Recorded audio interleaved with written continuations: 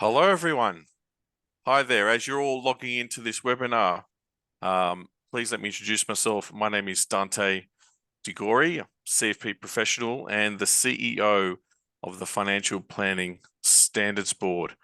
I warmly welcome you wherever you are around the world to this CFP professional webinar, how to elevate your financial planning practice. For those of you that don't know, the Financial Planning Standards Board is the international body for setting standards in financial planning and the global owner of the CFP certification marks. Many of you are CFP professionals who are joining today. We have over 1,900 individuals who have registered for this webinar, either turning up live or via recording. But did you know you're amongst 223,700 CFP professionals globally across 27 territories? It's fantastic to have you all. And in fact, in today's webinar, we have interest from over 39 countries, which is amazing. The Financial Planning Standards Board, as I mentioned, is the international body for setting financial planning standards. We'll be celebrating 20 years of its role in the international arena for financial planning. And we'll be looking to celebrate with all the affiliate territories who many of you have obtained your certification from that are licensed through FPSB to issue the certification marks. And we look forward to engaging with many of you more so over the course of this year with other activities. If I could also just remind everyone in terms of the webinar itself, for those of you interested in potentially obtaining CPD, continuing professional development, or CE points in respect to this session, please refer back to your affiliate territories in respect to the opportunity for CPD credits. And if you've given us permission in respect to that, we will share that your information with your local affiliate in respect to any CPD opportunities awarded by your territory. Also a reminder that this webinar is copyrighted to FPSB, and if you wish to use it or share it, please reach out and seek permission with us. During the webinar, excitingly, for those of you across many different countries, there are captions and translation. So you can turn on captions and live translation via the Show Captions button at the bottom of your screen. Also, in respect to the panel session itself, you may wish to ask a question. So you can post a question in the Q&A, and the panel will look to respond to as many questions as possible at the end of the program.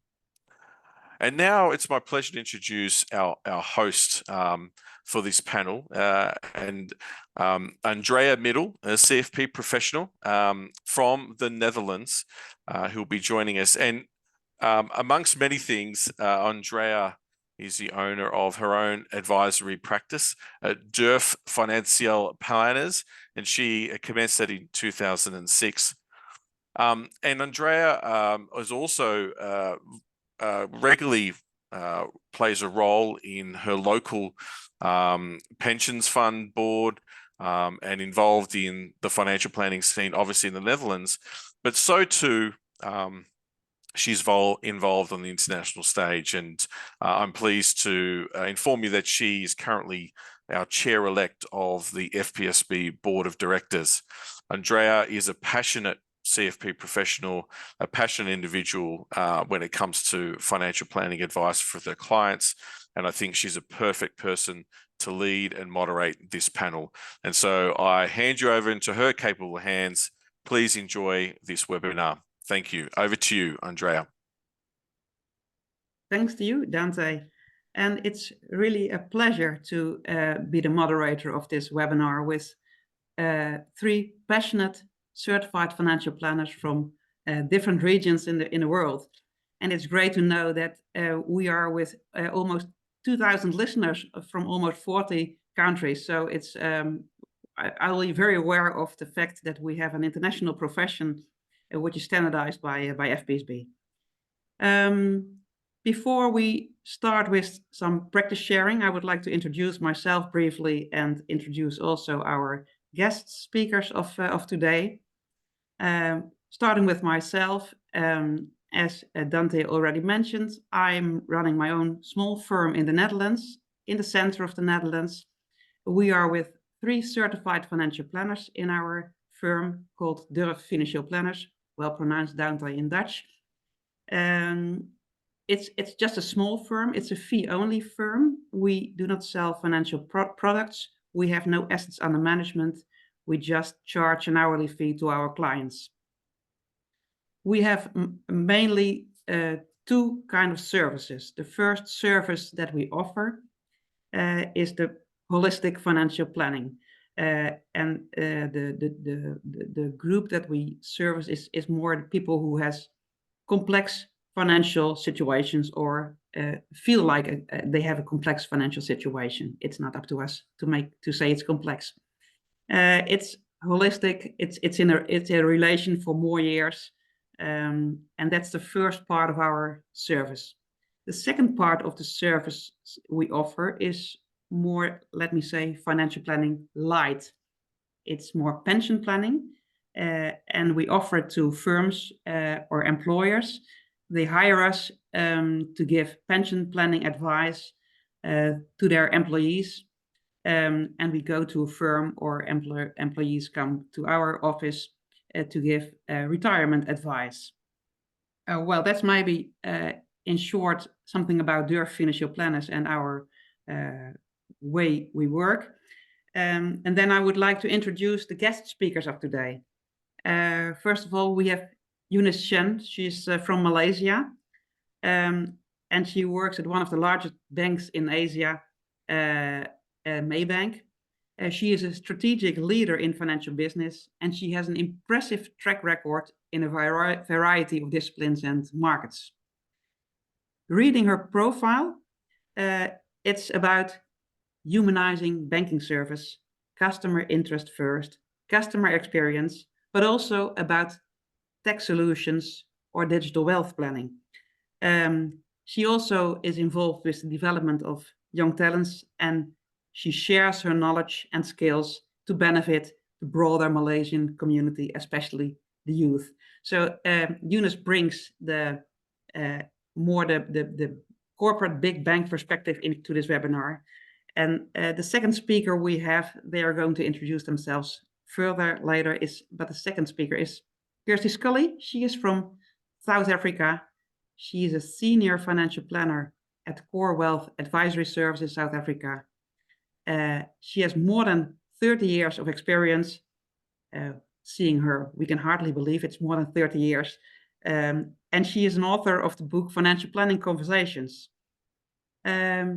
She's international recognized speaker and is in South Africa a well-known TV and radio personality when it comes to talking about financial issues. Beside her work as a financial planner, she's chairperson of the Financial Planning Institute of Southern Africa, which is the affiliate organization of FPSB. Welcome, Eunice. Welcome, Kirsty. And maybe, Eunice, I hand it over to you to give a brief introduction about your role at Maybank. Thank you, Andrea. Thank you for the introductions. Hello, everyone. I'm Eunice. I'm actually the Senior Executive Vice President and Head of Retail Wealth Management for Maybank Malaysia. I'm responsible for the strategic business development of wealth management franchise across the segment through the Premier and Privileged Banking platform. So I'm overseeing a team of approximately 1,000 wealth managers and specialists. I'm also in charge of the young talent development pipelines, professional certifications, and licensing. So the organizations that I'm with, Maybank is the largest financial services group in Malaysia, and also the largest company by market capitalizations on the Malaysian Stock Exchange.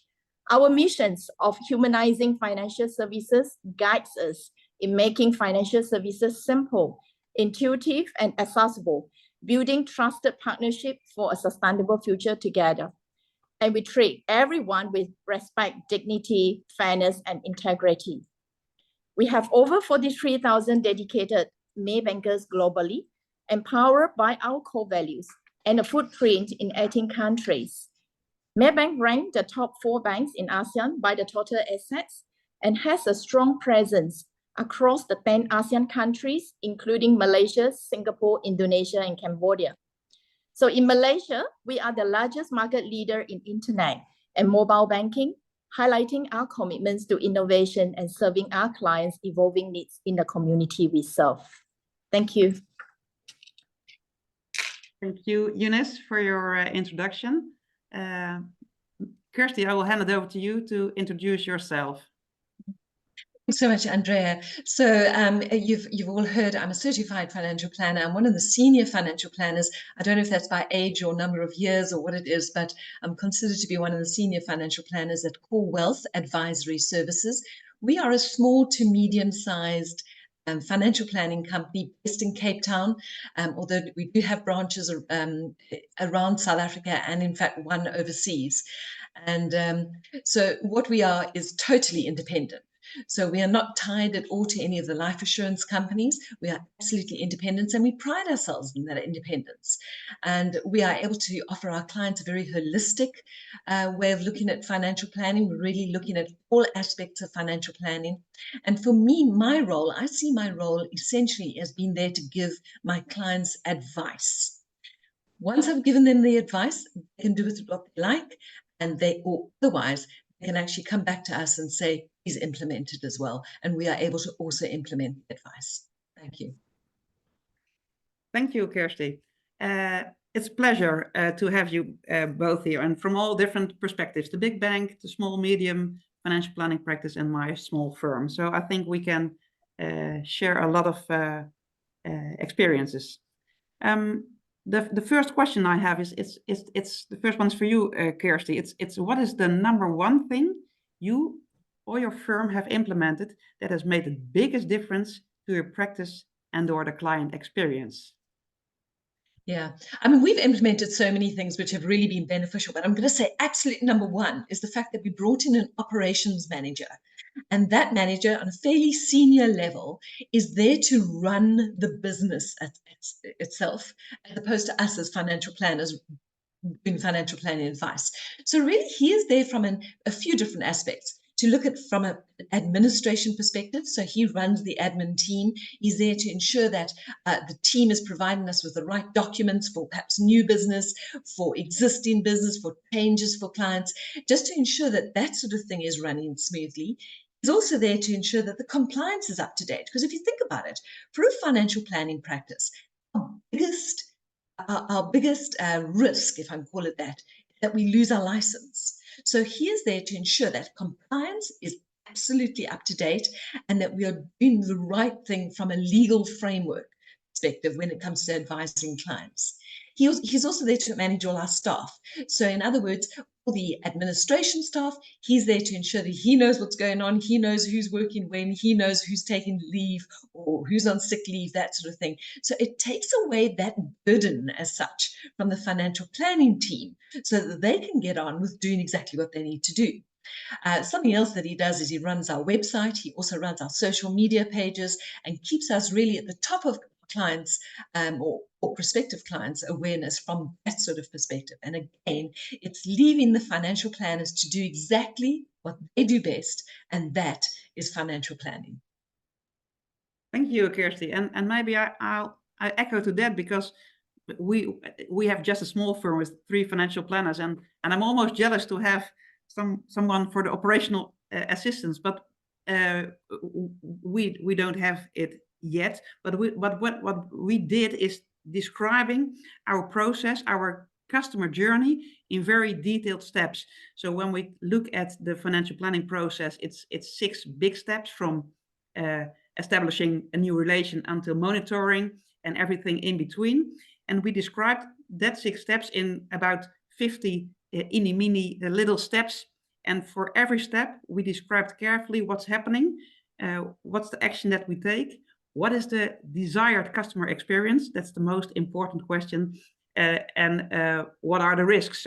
So by describing our customer journey step by step and very carefully, we make sure that one, the customer experience is prior to everything else, and two is that the three of us all have the same process. So when a new client comes in, it doesn't matter if he meets me or one of my colleagues. We are different persons, of course, but our approach is in every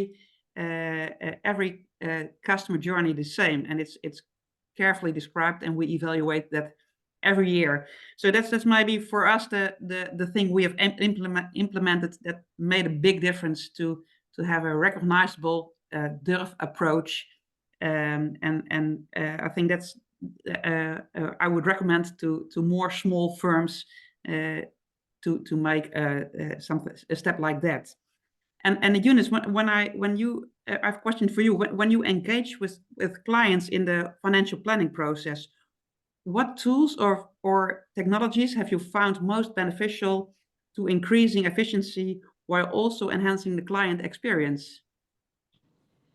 Andrea, so while leveraging on the technology can actually help us to increase our efficiency, I have to acknowledge that the physical presence and the human interactions remain as very key for us to instill a sense of trust with our clients. So during and post-pandemic, we have observed a significant increase in the self-service interactions. So in response to the changing landscape of emerging demands and clients' preferences, we actually have designed our very first digital center with the aim to reshape the banking by performing more financial planning advisory functions that really aim to deliver the universal banking solutions to our clients. So this is to transform our bankers into conversational partners and advisors. So this digital concept gives our clients a high-touch experience where we can create emotional connections between our clients, wealth managers, and also our specialists to ensure the personalized assistance. And also, we are actually looking at this digital center as the gateway to financial advisory. So it positioned as an advisory knowledge center, delivering personalized and tailored solutions that fulfill our clients' needs and objectives. So in this type of environment, our clients will be able to actually engage our investment specialists either in person or virtually. So at the same time, we also equip our wealth managers with the Bionic Advisory tool. It is a digital tool that provides a holistic view of our clients' financial net worth and enable our wealth managers to be able to conduct financial planning efficiently with our clients. So moving forward, we definitely will continue to leverage on the technology to increase the operational efficiency, and this will help us to deepen our clients' relationship. And we believe that this will continue to create a positive experience that impactful to our clients' financial life advisory journey. Thank you, Eunice. And I'm impressed to hear that many people think when we step forward with technology or digital advice, people are afraid or that it will be less personal. But I hear what you say is that you use the technology to keep it human and personal. Do I understand it right? Yes, that's right. So I think the human element is very important, and the digital tools is actually help us to facilitate the efficiency of the turnaround times and probably fast access of information. Yeah, very good. So that's not opposite, the digital and tech and personal. It's combined. It's combined. Thank you for your answer, Eunice. Kirsty, when you work on a development of a financial plan, how much time do you spend on it, and how do you balance with efficiency with holistic service? The short answer to that is I spend a very long time on a financial plan. So if I look at it, is it basically what I do is I break it down. The client will phone in and will ask to come and see me. and I'll set up the time. And that first appointment is generally at least 2 hours. And the reason why it's so long is because at that stage, I'm getting to know that person. I've really got to know a lot about them. I've got to understand them. And I've got to make that decision. Is this somebody that I'm prepared to work with? Is it somebody that I can help? At the same time, they need to decide, are they happy to work with me? So there's that first aspect that comes into it. The other reason why is it's such a long time. I always joke with people. I say, I even get to know the name of the dog during that first appointment. And the reason for that is because quite often people want to put something into their wills about their fur children, about their pets. And so literally I get to know about the name of the dog, or even things like I get to know about what subjects are the children doing at school, because that is going to give me a very good indication of what they perhaps will study later on in life. And of course, then I've got to work on the financial planning aspects of sending the children to university. So there's a lot of information that I'm requesting in that first meeting. So it's a very long time. Once we finish that meeting, it's then time for me to get together with essentially the rest of my team. And there the rest of the team comes in, and the asset managers, they do some work on the underlying investments. Paraplanner does some work on other aspects. The administration does other work. So it does take a long time, and probably a financial needs analysis, I would say, to answer your question, takes about 20 to 25 hours for the average client. And that is not a very complex client. That is a fairly average client. Now, I'm a fee-based financial planner. So therefore, people come to see me, they pay a fee for me to give them advice. Okay. And that second meeting is when I'm going to start going through the process of giving them advice. And that meeting normally takes, probably at least 2 hours. Once we've completed that meeting and I've given the clients the advice, clients then have the choice to say, right, I'm going to take this, I'm going to implement it somewhere else. But I'm going to say that 99% of them say to me then, in Core Wealth, please implement this. We build that relationship, they've got a feeling of trust, they understand me, and then we can actually put it exactly into place, which is something that we are good at doing. Well, thank you. That's a recognizable answer, because what we do is also a fee only. And I think talking about the holistic financial planning, it's also an average about 20 hours for a first financial plan, and later on there is a relation, and we charge just the time spent. But I was curious, Kirsty, you said that your first meeting is about 2 hours. What's the moment when the charging the fee starts? Is that after that first meeting, or is there a service agreement before that first meeting? No, I don't charge for the first meeting. My first meeting is complimentary. It's just been my choice, the way I've chosen to do it. I find that people need to get to know me. They need to understand the complexity of financial planning. Quite often people will come into the first meeting and they literally, by the time they leave, they go, wow, I never thought we were going to discuss my will. I never thought we were going to discuss moving into a retirement village later on in life. They don't realize how complex financial planning is. So if I just told them before they came to see me what that total cost is going to be, they're going to think, oh, that sounds like a lot of money. Once we've been through that first meeting, they realize why they need it. That is why they're prepared to pay for it. Yeah, thank you. That's very clear. And for that's very comparable with what we do in our holistic planning. When we offer the pension planning to firms, I said it's financial planning light. That's just just the retirement advice. And we found out that we cannot charge 20 hours because an employer don't want to pay for that kind of advice. They say, we will not pay for advice about your will or about your house or etc. We pay for advice. That's the employee benefit. It's the pension. And so we can do a pension plan in 5 hours. So that's very efficient process. And it's affordable for an employer to pay for that. So it's another way. And Eunice, in what way do you prioritize deepening client relationships, and what strategies have you found most effective in establishing client relationships and building trust?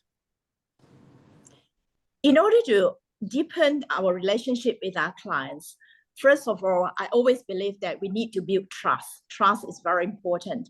So trust is to be earned, and it takes time to actually for us to build a strong client's relationship. As a financial professional, I believe that our successes actually hinges on credibility. So to acquire a new client and retain the existing, so it is important to build a strong foundations of trust and credibility. So clients will want to have assurance of their financial goals and wealth that are entrusted in the capable hands. So our experience, our qualifications, our robust track record and reputations will naturally draw clients towards our service. So we have to position ourselves as a credible expert. We will become a trusted advisor as they seek for their financial needs. And I also believe that we need to reinforce our value propositions and constantly demonstrate our expertise and professionalism to ensure the client satisfaction. So I always know that a happy client is likely to be our ambassador and refer us to their network of friends. And this will create a positive cycle of growth in our business. Some of the strategies I commonly use to deepen the relationship with my clients. First of all, be authentic, I think. Be authentic, open, and honest with our clients. Highlight the pertinent information and be truthful to them. So I always believe in a hot conversation. Hot means honest, open, and trusting with our clients. So this will lead eventually to deepen our clients' relationship. And have to be an active listener. Ask questions and probe deeper to uncover the needs sometimes they might not even aware of. Then we can arm with our network of information and present our proposal to serve their best interests. Typically, our clients will entrusted the wealth to us for us to manage. So this will require the value of integrity, transparency, and efficiency. So lean on this value, I believe that we can guide our business operations and establish consistency to strengthen the trust with our clients. Another point is regular engagements and consistent communications with our clients. I always make it a point to call minimum 3 to 5 clients daily. So even if it's just to see how they are doing, let them know that I'm with them all the time and show them that I care and let them know that I have their best interest in mind. So last but not least, always respond to our clients' call diligently and urgently, right? Always handle their calls with urgency, and diligent follow through is crucial.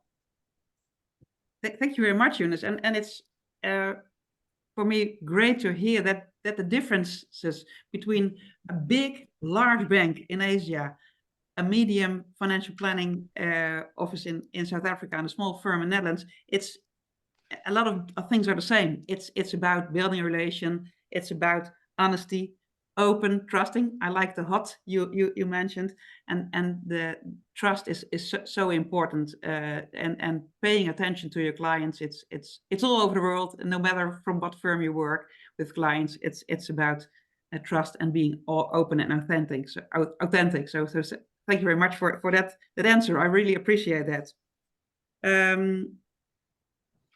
Kirsty, does your practice specialize in certain niches or markets? And if so, how did you decide on that market? And what have you found most effective for attracting clients who are the best fit for your firm? For me, it wasn't planned, but I tend to work predominantly with medical doctors. And as I say, it wasn't planned at all. But when I first started, it was a case of, well, how am I going to find clients? So I looked at my own personal social circle, and I tend to, socialize with a lot of doctors. And consequently, they started asking me about the practice, what we do, and all that sort of thing. And I got clients that way. So, and for me, it was a real perfect fit, because if I think about it, the medical profession is probably the most indispensable profession within the world. We all need doctors. I'm going to argue the financial planning profession is therefore second most indispensable profession within the world. So I think we work very well together. If you think about it, a doctor is there to help us to ensure that we live a long and sustainable life. A financial planner is there to ensure that we can afford to live a long and sustainable life. So that is the reason why I work particularly well with doctors. I think for those people who are really looking to work out, where is my client base? how can I develop a client base? I think you've got to look at yourself first. What is your story? What's your story in life? What is, if I think about it, what is your narrative? Okay, so what is the story that has resonated with you? Or what experience have you had in life? For example, I was widowed at a very young age. I was about 28 years old when I was widowed, and that taught me become absolutely financially independent. And it made me realize the absolute importance for women be financially independent. So that is something that I've pushed quite hard with women. And consequently, I've ended up with having a lot of women who've come to see me because they've realized how important it is that women are absolutely financially independent. So that's another way to find a client base. Well, thank you, Kirsty, and also thank you for sharing that personal story. And I think that relates also to what Eunice just mentioned, that it's being authentic to your clients. So your history, your own story, your own narrative says a lot about where is your professional career going. So thanks for sharing that. And Eunice, what about you and Maybank? Do you specialize in certain niches or markets? I believe in, we actually believe in the customer segmentation strategies, as we have a large client base. So it is very important for us to actually segmentize our clients. So it is more curtailed to meet our clients' needs. So when we segmenting our client base the right way, we will be able to actually provide a more targeted go-to-market approach to our clients. So this can increase the probabilities of acquisitions of the new clients and also improve the successful conversions as well. So we leverage on the customer relationship management tools for segmenting our client base into high net worth, affluent, emerging affluent, as well as the mass customer. So each of these segments we were designated to serve with a platform, and we assign designated wealth managers, except for the mass segment, which will be on the digital channels. So we segmentize our clients according to their persona and preferences as they journey through across the different life stages. We also established the coverage model in 3 prongs to serve our clients who prefer to have high, medium, and low touch customer experience, so that clients are actually accorded with different suites of value propositions to meet their financial preferences and expectations. So ultimately, we have to be proactive to identify the opportunities and creating value to stay relevant to our clients in the community that we serve. Yeah. Thank you, Eunice. And I fully understand that's when you work in such a large bank, you have to prioritize and make segments. So it's good to hear about that.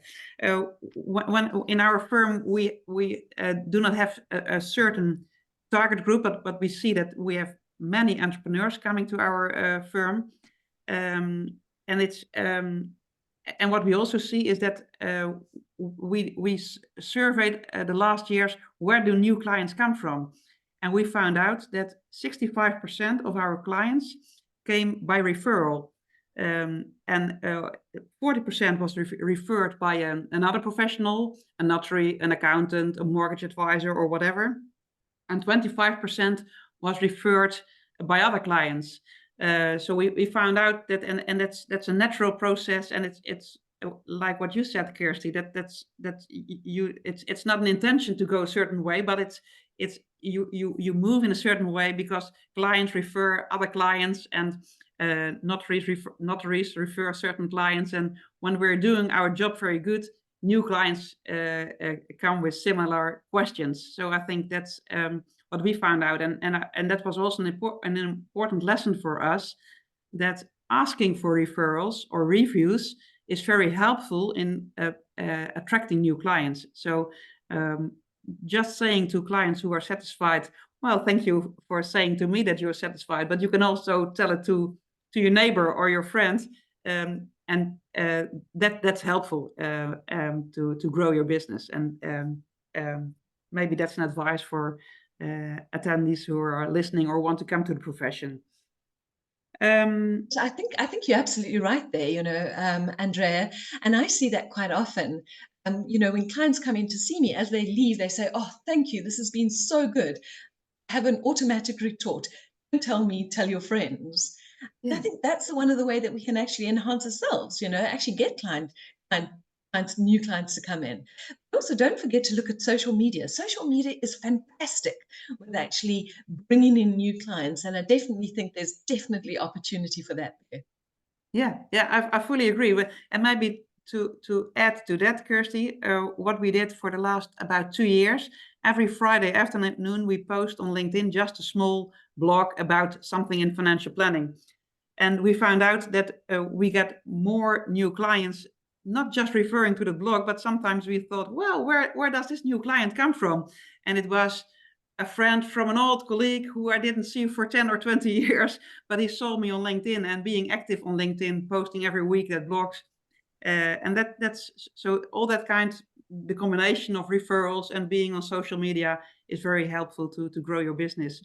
And I don't know if you have to add something to that, Eunice. How does Maybank found new clients? I just resonating with what Kirsty was actually saying, and yours as well, because getting people is just fantastic, right? Satisfying clients, and they can be our ambassador and referring the network of clients or their friends and their business circle to us as well. Yes. Thank you.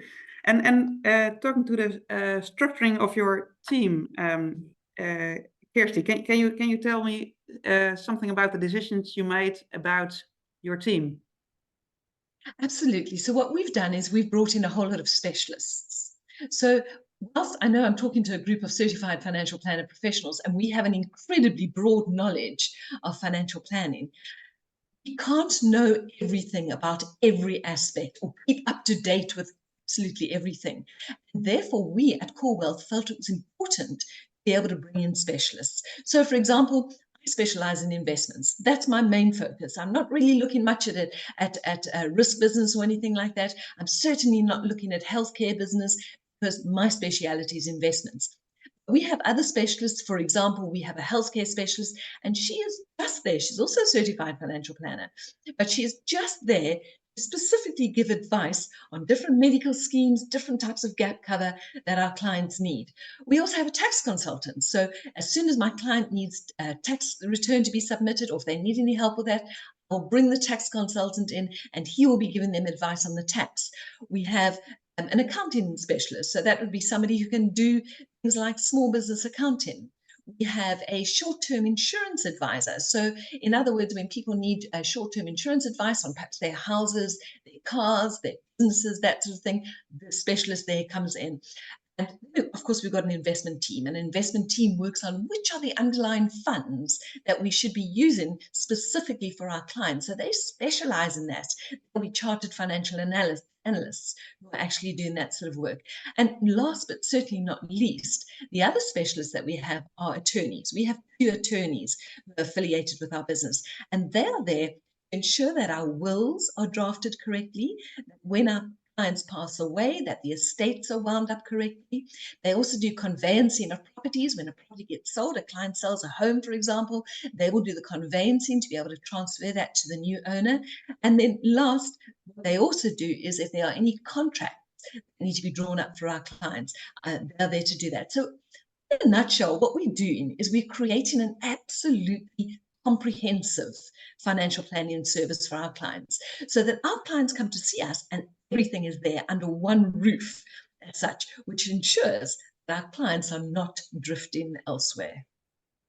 Very good. Thank you very much, Kirsty. And it's very clear how you structure your business, your firm, and you said it's a small medium firm, but it's by making specialists and specializing, it's in the client's benefits, I can imagine. And Eunice, I can imagine that for a large bank like Maybank, structuring a team or an organization is very important. Can you share something about that from Maybank? Sure. One of the impactful decisions in structuring our team is to ensure that our wealth managers are actually the universal banker. They are the single contact point who hosts the relationship with our clients as the connector who connect the clients to our Maybank Group business capabilities.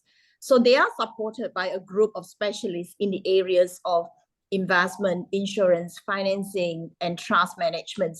to meet the client's expectations. So this is really the team approach that's supported by the specialist advisory model that covering the holistic solutions to meet the diverse needs of the clients.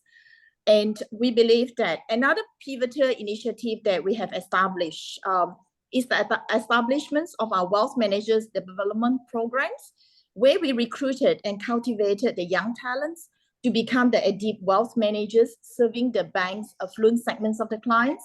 So the wealth trainees are licensed and equipped with the essential knowledge and skill to intensify the customer centricity by offering both conventional as well as Sharia solutions. So we have successfully nurtured this group of young talents to elevate their career and create a sustainable business for us. So looking ahead, my goal is really to construct a talent pipeline through the CFP certifications to ensure they possess the necessary expertise that needed to provide a comprehensive and ethical financial advisory solution to our clients. So these strategic decisions will eventually collectively contribute to cultivating a dynamic team, a skillful team, thereby driving the success of our wealth management business and beyond. Thank you, Eunice. And what we see also, and it's organized in just a slightly different way from what Kirsty said, but it's also about specializing and having different roles in a team. And I like also what you thought about the young people and the pipeline of developing talent. And that's great, because what we see, I think, maybe in Europe is that many CFP professionals are getting older. So we can learn maybe from Asia and from Malaysia, how can we attract young people to this profession? And it's by creating a pipeline and a career for a CFP professional. Thank you for sharing that. And maybe just what you said, Kirsty, is that it's difficult. You cannot know everything, and that's, we discussed also in our small firm, how can we organize all the knowledge, because financial planning is quite a knowledge intense profession, and we cannot know everything, and we are just with the three of us. And I think we know a lot and we can discuss together, but we know absolutely not everything. And so when you're running a small firm, it's absolutely necessary to have a strong network of professionals. So in our network, we have accountants, tax advisors, notaries, mortgage advisors, investment managers, who we can call or mail or whatever, or refer to when it comes to more detailed questions. And I think for those who prefer to work in a small firm, investigate the network and take care that your network is working with you. I just said that we have a lot of referrals from our network, but at the same time, I learn a lot from my network.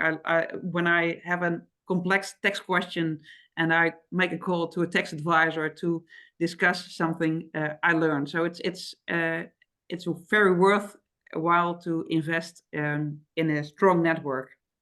Yeah, I think there's another part I can also suggest for people if they are trying to work out how to expand it.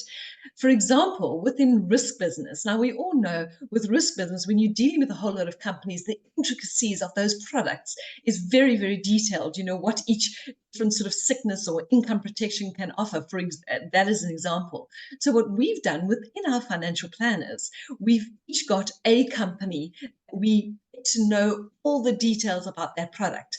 So I can go to one of my colleagues and say, tell me, what is company XYZ? What do they do for their income protection? And I can speak to another consultant, one of the other advisors, and ask them, you know, what is that company that they've learned about?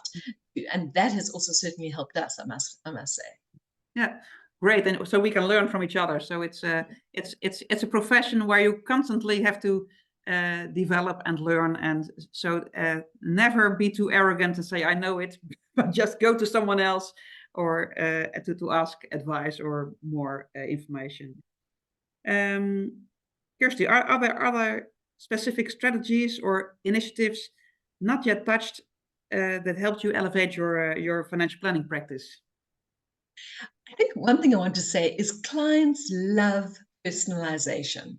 Okay. So for example, I said earlier, a client phones in, they want to come and see me.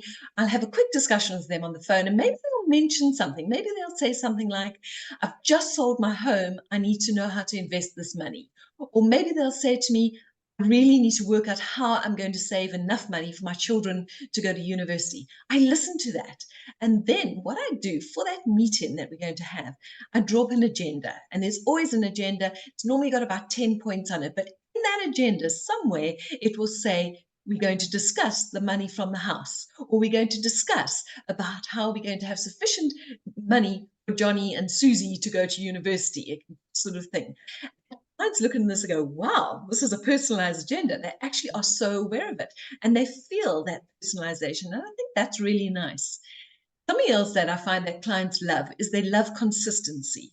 So, for example, every time a client is coming into our office, our receptionist will know exactly what that client's name is. So when the client opens the door, she'll say, hi, John. He'll look at her and think, wow, she even knows my name.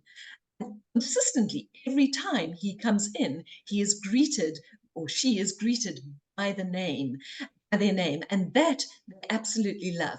And it takes it even a little bit further when we get to things like consistency.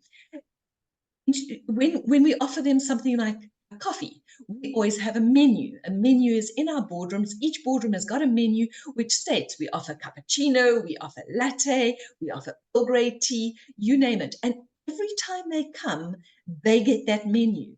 And the reason is because I can't offer them a wonderful selection on the first meeting, and the next one, maybe they're lucky if they get water, and the next one we don't offer them anything. They want consistency. And that's one of the things that we do to ensure the consistency.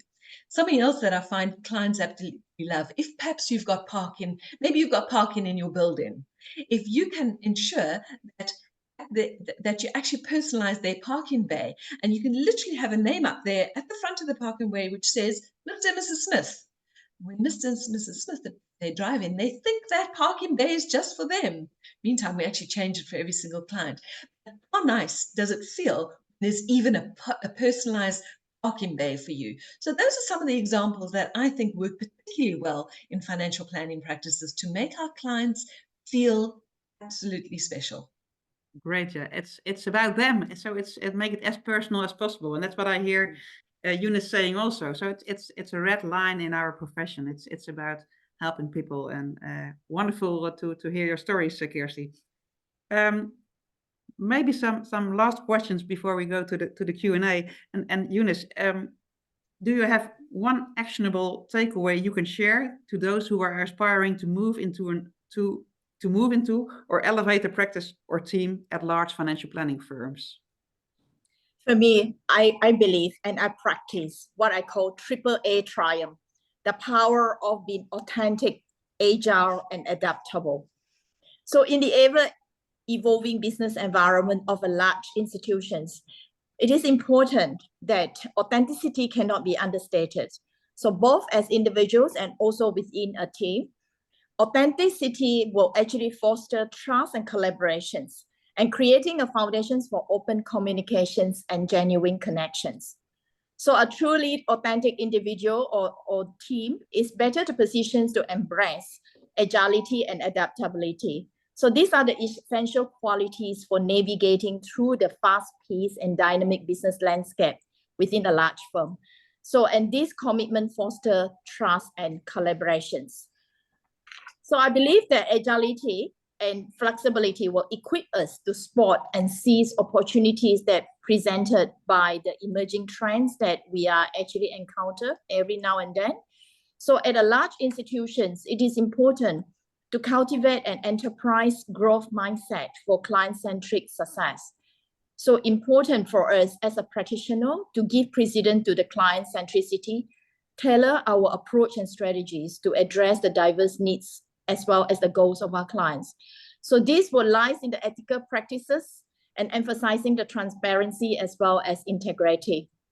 So at the large firm like ours, professional practitioners may collaborate and leverage on the wide networks of the resources as well as the expert capabilities. We can share insight, best practices to enhance our client experience. And this will include our cross-functional collaborations across our company. So build a synergized ecosystem to support our clients' long-term financial journeys. So I trust this holistic approach will ensure the continuous improvement and maintenance of our relevance and impact to our clients. Thank you very much, Eunice. It's Thank you. wonderful. When I was young and I live in Malaysia, I should come to Maybank, I guess. No, thank you. Kirsty, maybe the same question for you, but then from the perspective of a smaller firm, is there one actionable takeaway you can share for those who are aspiring to move into a smaller firm?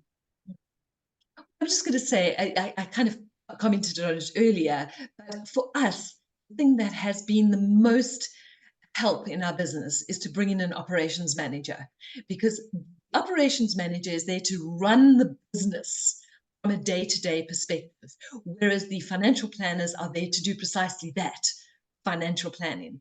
Because at the end of the day, as a financial planner, we are here not to close a sale, we are here to open a relationship. Wonderful. Thank you very much, Kirsty. We've heard a lot of each other, and thanks for that. And I look at the Q&A because we have questions in our chat box. Here's someone who's asking, do you record your first initial meetings of 2 hours, or do you take notes whilst the client talks? Kirsty, what do you do? Do you record your first meeting? I actually don't record the meetings, but I know that a lot of my clients will ask their clients permission to actually record the meetings.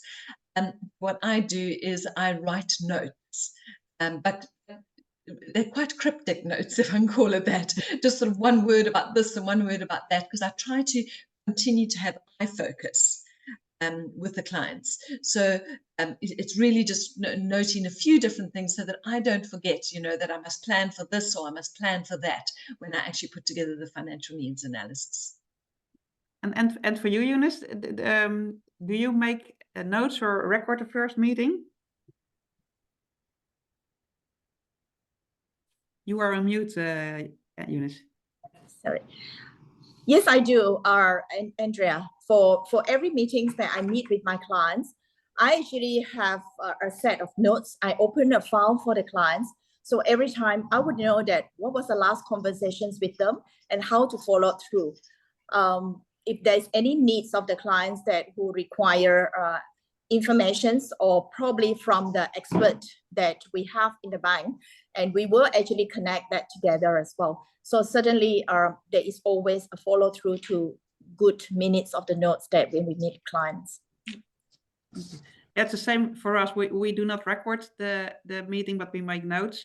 And immediately after the meeting, it's also very cryptic notes during a meeting, but after the meeting, I immediately work on a proposal for a client with a summary of my notes. So that's the moment that I remember everything a client says.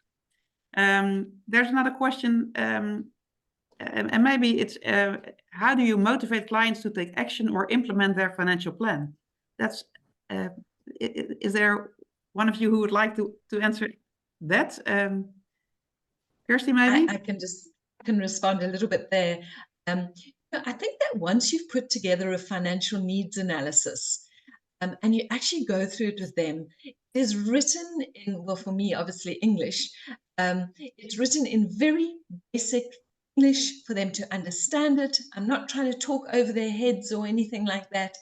And they get to realize it's a need.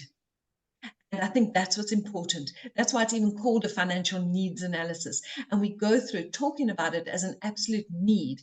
And they then realize they need to go ahead and do this.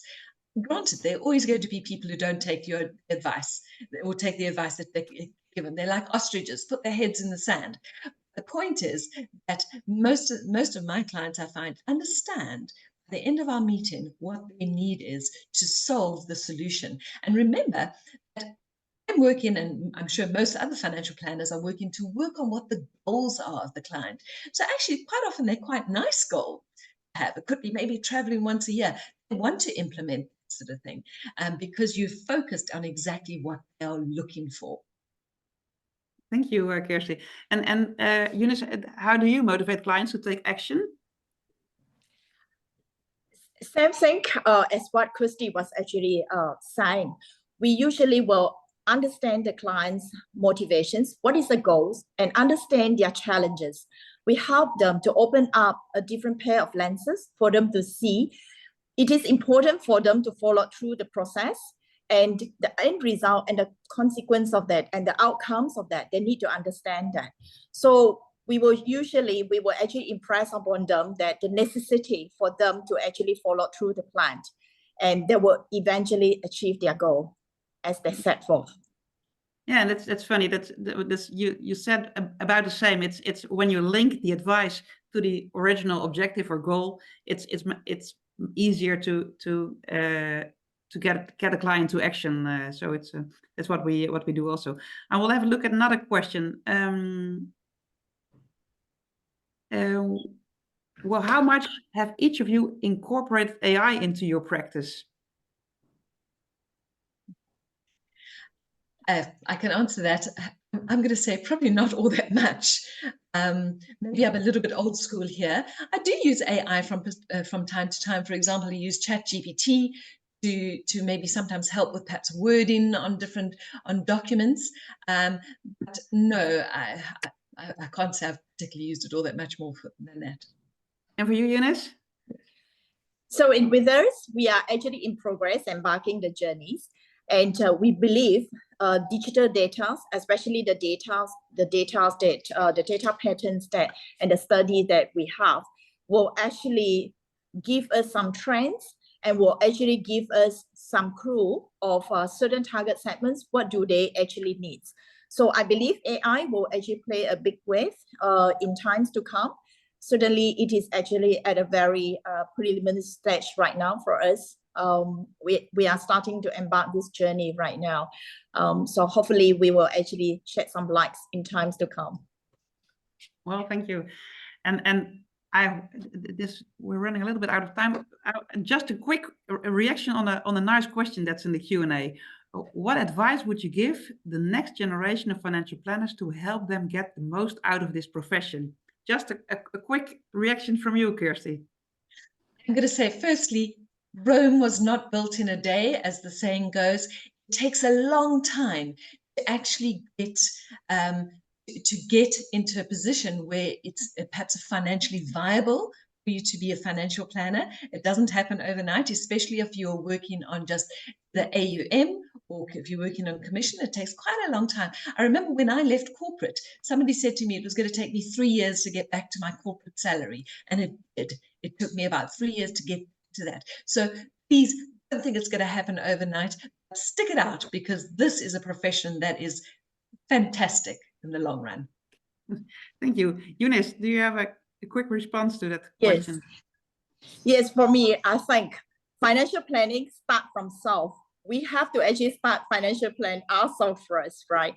To all the young people, especially when you first started to get into the corporate world, start the financial planning yourself and build a passion for that. And I'm sure when you experience this, you will actually build a passion towards a career, right? And helping people to achieve the financial independence is actually a joy in life to see. And helping the people in our surrounding to lead a better tomorrow is also a passion. Thank you, Eunice. And I think I like to echo that, because financial planning is really a meaningful profession.